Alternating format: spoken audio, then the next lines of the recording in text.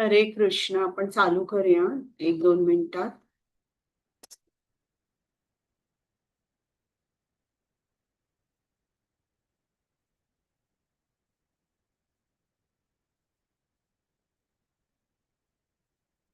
ॐ अज्ञानतिमिरान्धस्य ज्ञानाञ्जनशलाकया चक्षुरुन्मिलितं येन तस्मै श्रीगुरवे नमः।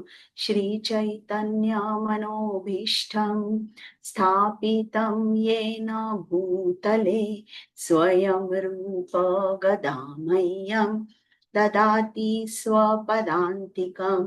नम ॐ विष्णुपादाय कृष्णपृष्ठाय भूतले श्रीमते भक्ति वेदान्त स्वामिन् इति नामिने।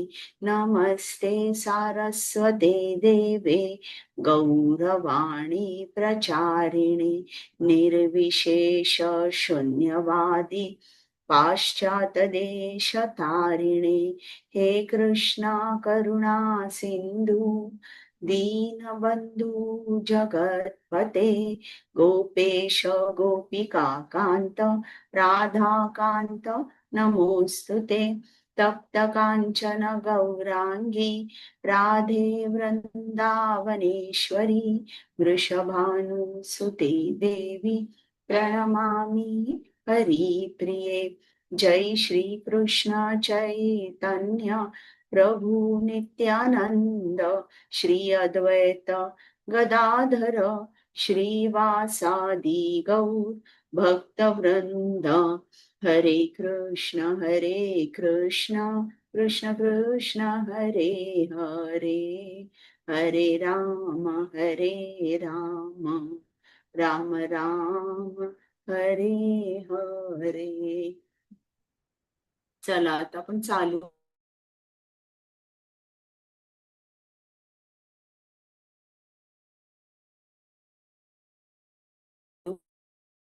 करूया. मी हे जरा झूम करते. स्क्रीन दिसते का सगळ्यांना?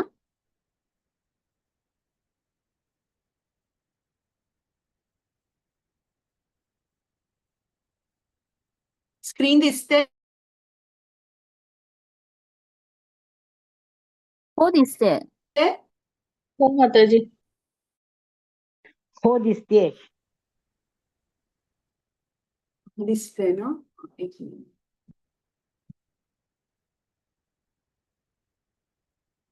मला वाटतं हा फॉन्ट ठीक आहे ना तुम्हाला वाचायला, की याच्यापेक्षा मोठा पाहिजे?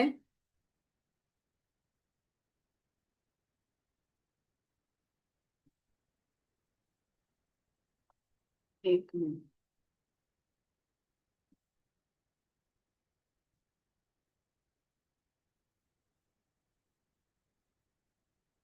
मी पान नंबर बघते. 5वा अध्याय कुठपासून सुरू होतोय?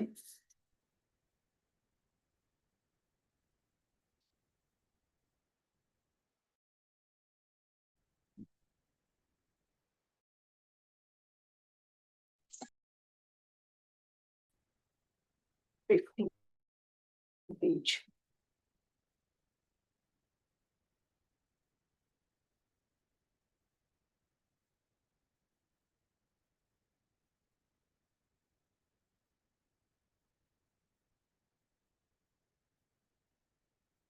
बरं, स्क्रीन दिसते का सर्वांना आता? कोण कोण वाचणार आहात? मी वाचते माताजी. मी वाचू? बरं, सुरुवात करा. श्रील प्रभुपाद की जय. श्रील प्रभुपाद की जय. सर्वांच्या चरणी सादर प्रणाम. अध्याय 5 भक्तिमय सेवेचे शुद्ध स्वरूप. श्रील रूप गोस्वामींनी यापूर्वी दिलेल्या सर्व प्रकारच्या उपदेशांचे सार एका वाक्यात आहे असे आहे. जोपर्यंत मनुष्याची भौतिक वस्तूवर आसक्ती असते किंवा त्याला ब्रह्मतेजामध्ये विलीन व्हायची इच्छा असते, तोपर्यंत तो शुद्ध भक्तिमय सेवेच्या क्षेत्रात प्रवेश करू शकत नाही. आता यापुढे रूप गोस्वामी आपल्याला सांगतात की भक्तिमय सेवा सर्व प्रकारच्या भौतिक संकल्पनाच्या अतीत आहेत आणि ती कोणत्याही विशिष्ट देश, वर्ग, समाज किंवा परिस्थिती करता मर्यादित नाही.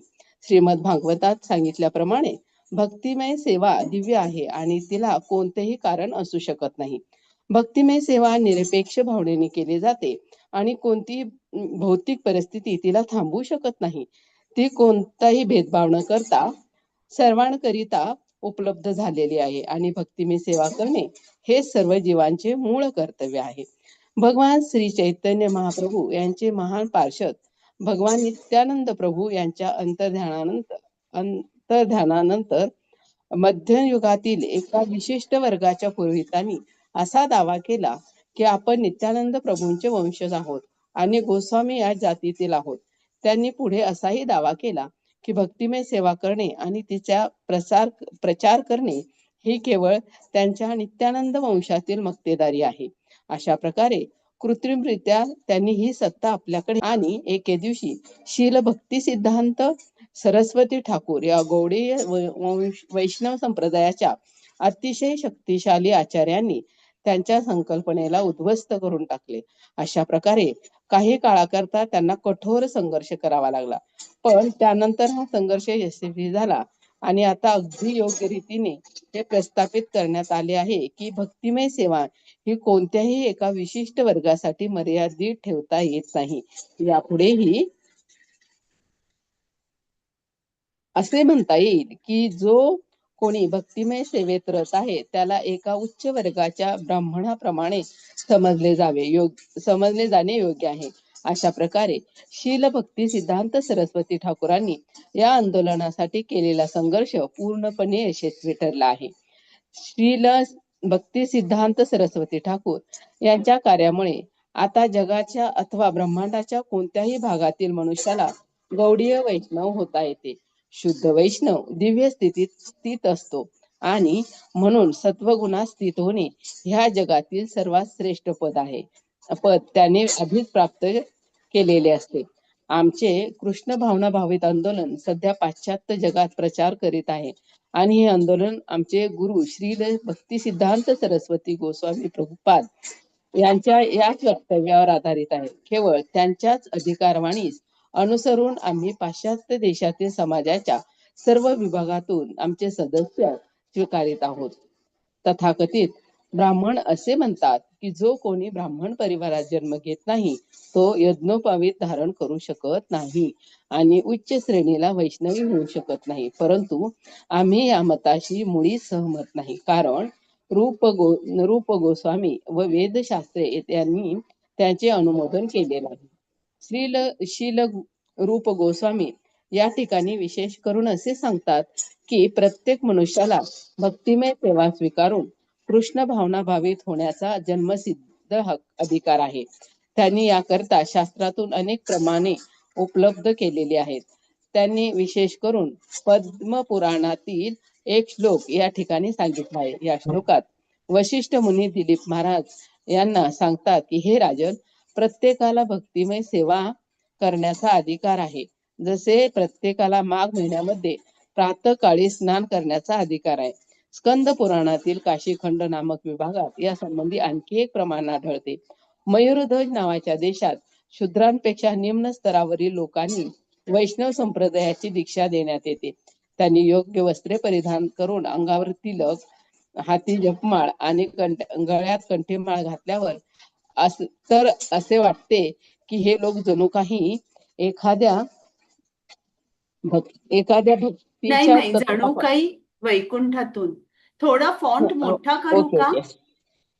हॅलो, हा हा, थोडा हे याचा फॉन्ट मोठा करू की बरोबर आहे? थोडासा मोठा करा, थोडा मोठा करा. हा, एकच मिनिट. करते.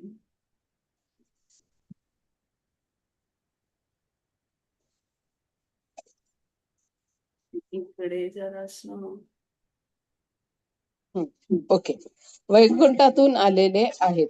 खरे सांगायचे तर ते इतके सुंदर दिसतात की त्यांचे सौंदर्य साधारण ब्राह्मणापेक्षाही अधिक श्रेष्ठ वाटते. अशा प्रकारे एक वैष्णव आपोआपच ब्राह्मण होत असतो. या संकल्पनेला सनातन गोस्वामी यांनी आपल्या हरी भक्तिविलास या ग्रंथातही पुष्टी दिलेली आहे. हरी भक्तिविलास हा वैष्णवांना मार्गदर्शन करणारा ग्रंथ आहे. त्यात त्यांनी स्पष्ट केले आहे की जो मनुष्य योग्य प्रकारे वैष्णव संप्रदायात दीक्षा घेतो तो निश्चितच ब्राह्मण होतो.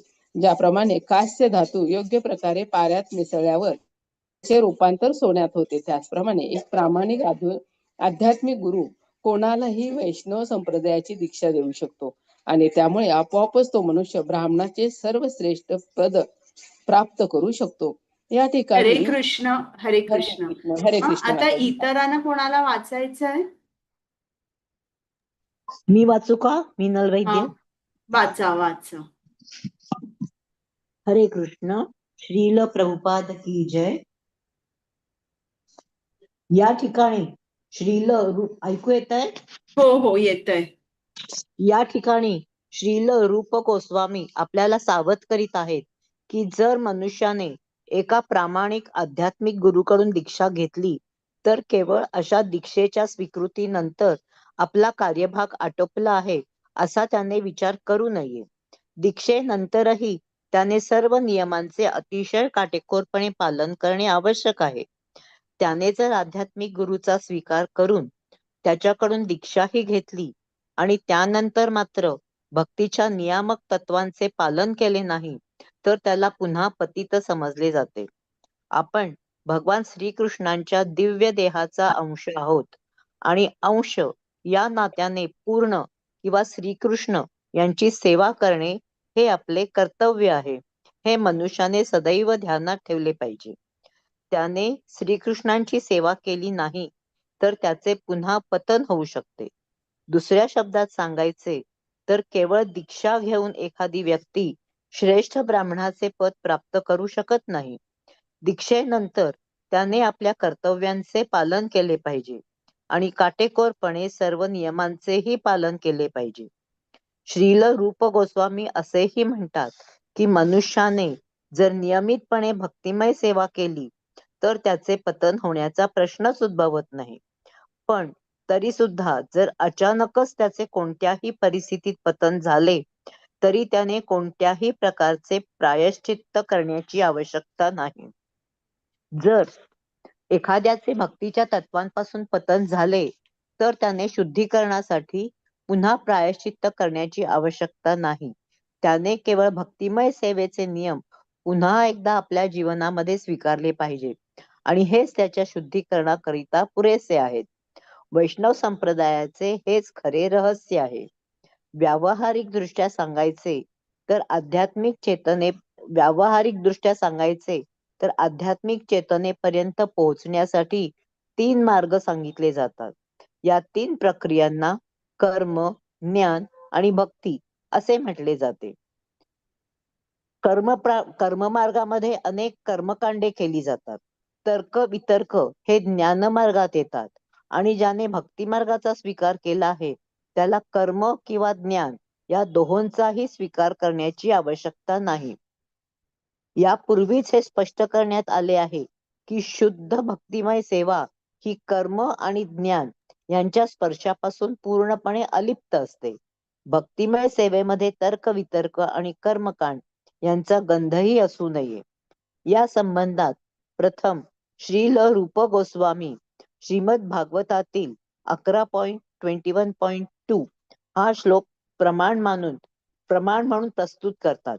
या श्लोकात भगवान श्रीकृष्ण उद्धवाला म्हणतात, योग्य आणि अयोग्य व्यक्ती यांच्यामधील अंतर अशा प्रकारे स्पष्ट करता येईल की ज्या व्यक्तींनी भक्तिमय सेवा स्वीकारली आहे ते पुन्हा कर्मकांड व तर्कवितर्क करणे या मार्गांचा कधीही आश्रय घेणार नाहीत. जर एखाद्याने चिकाटीने भक्तिमय सेवेचे आचरण केले आणि अधिकारी व्यक्ती तथा आचार्य यांच्या मार्गदर्शनानुसार आपले जीवन व्यतीत केले तर ती सर्वोत्तम योग्यता होय. या विधानाची श्रीमद भागवतात 1.5.17 मध्ये पुष्टी करण्यात आली आहे. या श्लोकात नारद मुनी व्यासदेवांना म्हणतात, जो मनुष्य स्वधर्माचा त्याग करून प्रत्येक साक्षात भगवान हरी श्रीकृष्ण यांच्या चरणकमलांचा आश्रय स्वीकारतो त्याचे कधीही अनिष्ट होत नाही आणि सर्व परिस्थितीत तो सुरक्षित असतो. यदा कदाचित कुसंगतीमुळे त्याचे भक्ती मार्गातून पतन झाले अथवा भक्तीची साधना पूर्ण करण्याआधी त्याचा अकाली मृत्यू झाला तरी त्यामुळे त्याची हानी होत नाही. या उलट तो मनुष्य कृष्ण भावने विना वर्णाश्रम धर्माचे पालन करतो. त्याला मनुष्य जीवनाचा यथार्थ लाभ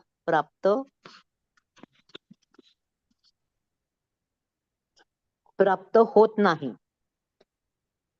प्राप्त होत नाही.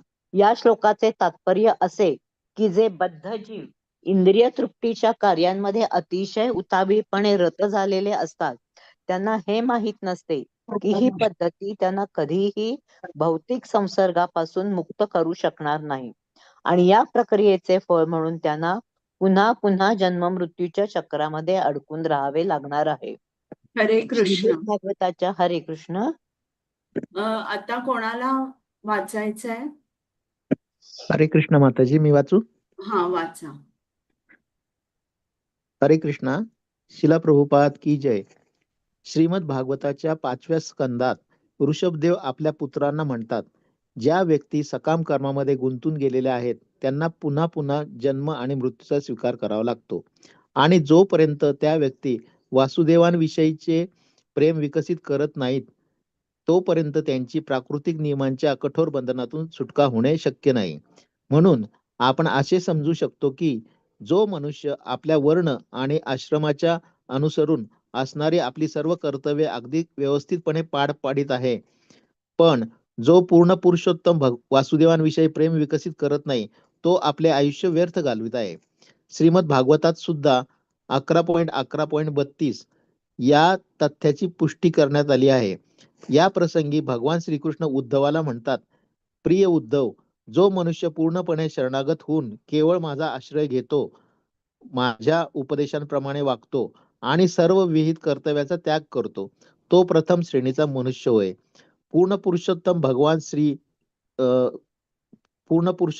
भगवान यांच्या या वक्तव्यानुसार आपण असे समजले पाहिजे की साधारणपणे ज्या लोकांना मानव सेवा, नीतिमूल्ये, परोपकार, समाजकारण, राजकारण इत्यादी कार्यांचे आकर्षण असते, त्यांना केवळ या भौतिक जगाच्या गणनेनुसार चांगले लोक समजता येते.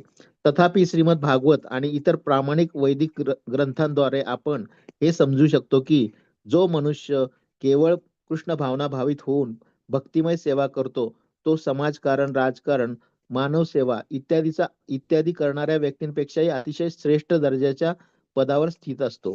हे मत श्रीमद भागवतात 11.5.41 मध्ये अधिक स्पष्टपणे स्थापित करण्यात आले आहे.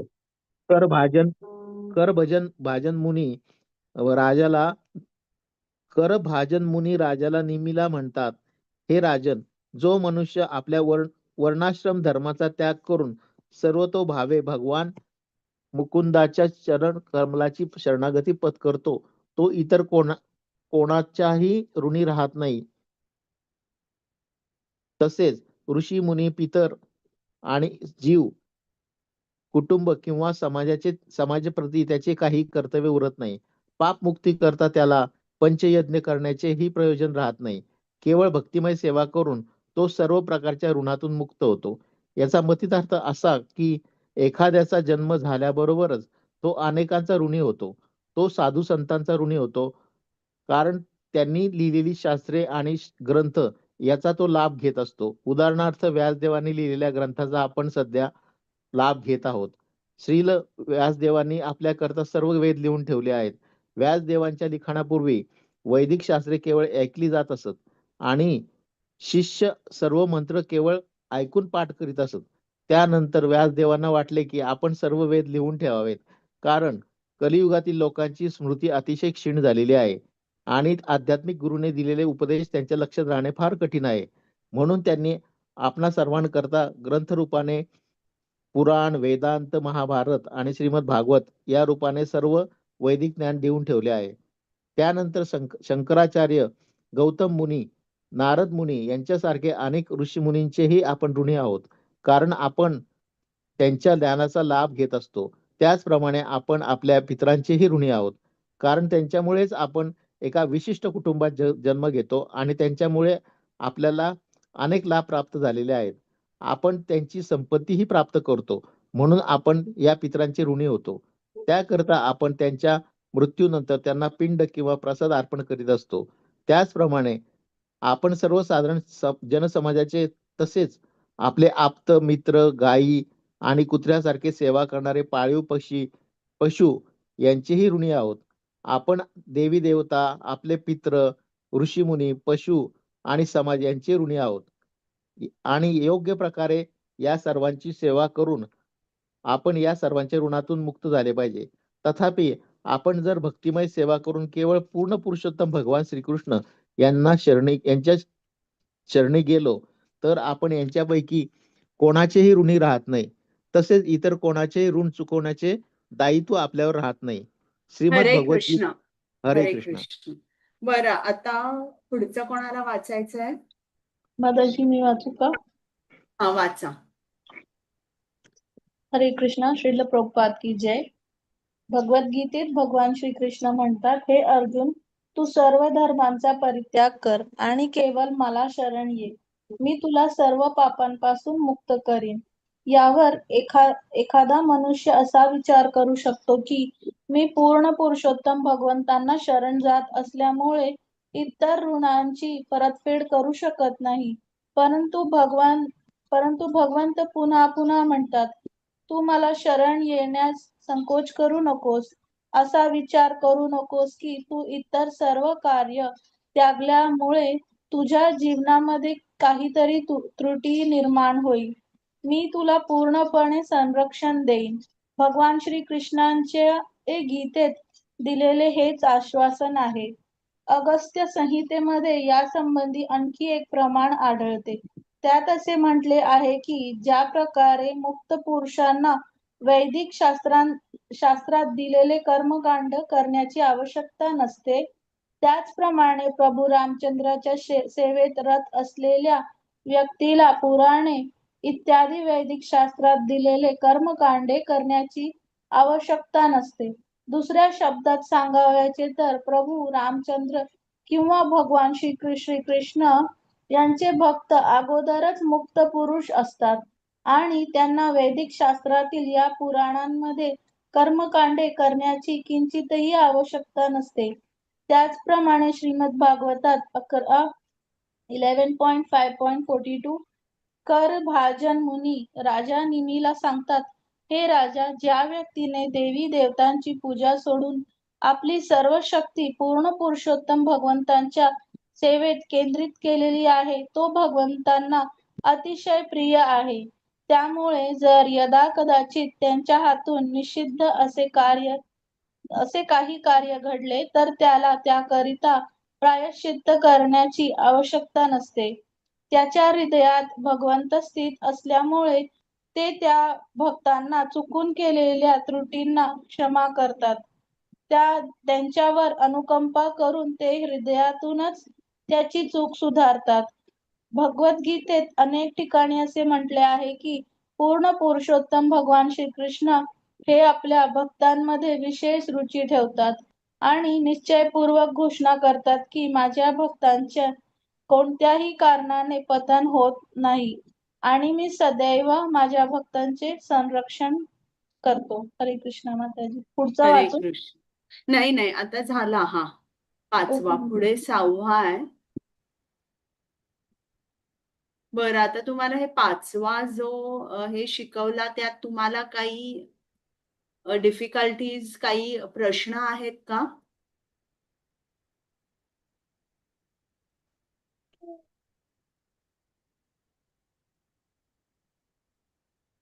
तर नाही विचारू माताजी, शकता. नाही नाही Difficulty अशी नाही नाही. नाही माता. डिफिकल्टी अशी नाही, क्युरिओसिटी म्हणून. मयूरध्वज म्हणजे कुठचा देश आला? मयूरध्वज मला देश माहित नाहीये. माझ्याकडे पुस्तक आहे. मला 2 मिनिटं देता का? मी सांगते तुम्हाला. म्हणजे असं खूप काही इम्पॉर्टंट आहे ह्याच्यातलं नाहीये, पण तरी एक मी हे क्युरिओसिटी. करते, 1 मिनिट. जरा मी पहिल्यांदा स्क्रीन शेअर करते. 6व्या अध्यायाचा आता आपण चालू करतोय. तर थोडस मी एक 5 मिनिटाचा इंट्रोडक्शन देते, म्हणजे तुम्हाला समजेल 6व्या अध्यायात काय आहे. मी जरा 1 मिनिटात आले ते पुस्तक घेऊन.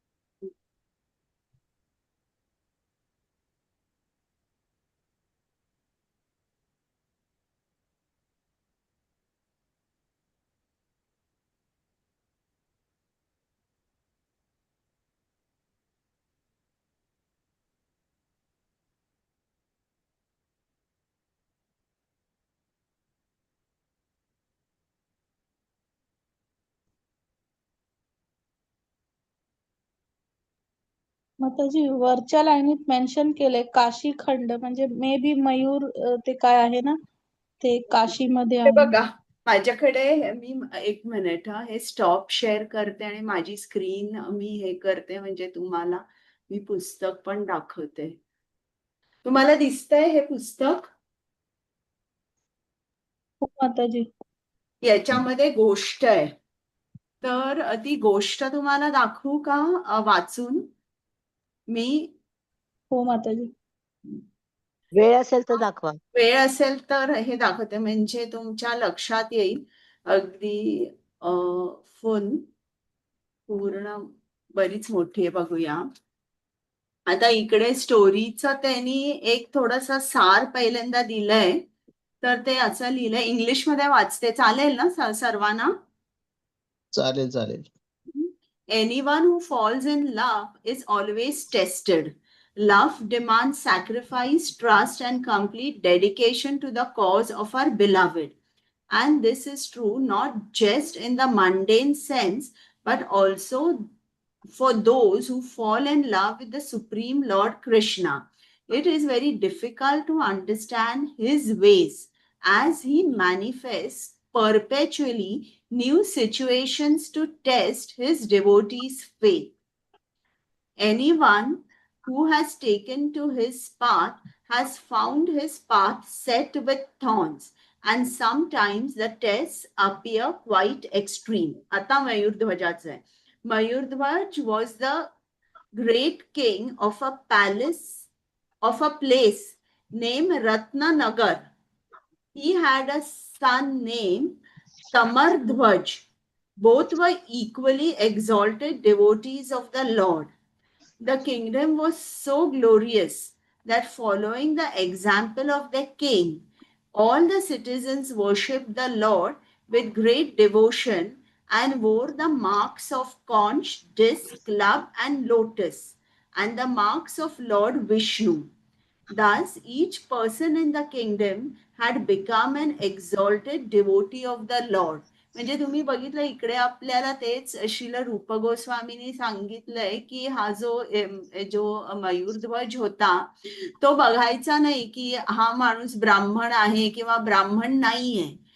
ज्याला श्रीकृष्णाच्या प्रती प्रेम होतं तो सर्वांना दीक्षित करायचा.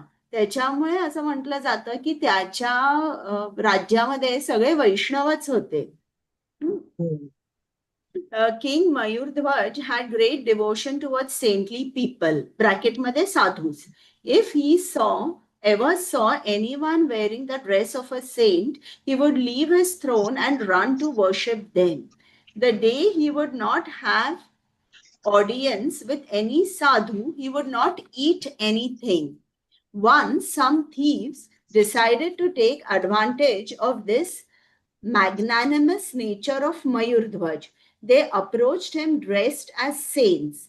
Mayurdhwaj was overjoyed to see them. He welcomed them, worshipped them with utmost devotion. He also arranged for their stay in the palace. One day, Mayurdhwaj went for sightseeing to the forest and decided to spend the night there itself. This was their opportunity. The thieves got up at night and first killed the queen. Then they started gathering all the valuables within the palace, and in the morning, as they were leaving with bags full of stolen wealth, they saw the king returning on his horse. As soon as the king saw them, he immediately got down from his horse and offered his prostrated obeisances, since he thought that maybe in his absence they were not treated properly. So they were leaving. The thieves got really scared and they offered all that they had stolen to the king and begged for forgiveness, revealing they were actually thieves. They said, "We have looted your wealth. Please take it back, forgive us, and let us go." Mayurdhwaj did not believe them and replied, "What are you talking about? You are everything to me. You are great saints. Let's go back to the palace and have mercy on me by allowing me to serve you." The thieves had no other option. When they returned with the king, he washed their feet with devotion, sprinkled water on and sprinkled the used water on his head, considering it to be sacred. He even sprinkled a few drops on the queen, whom he thought was sleeping.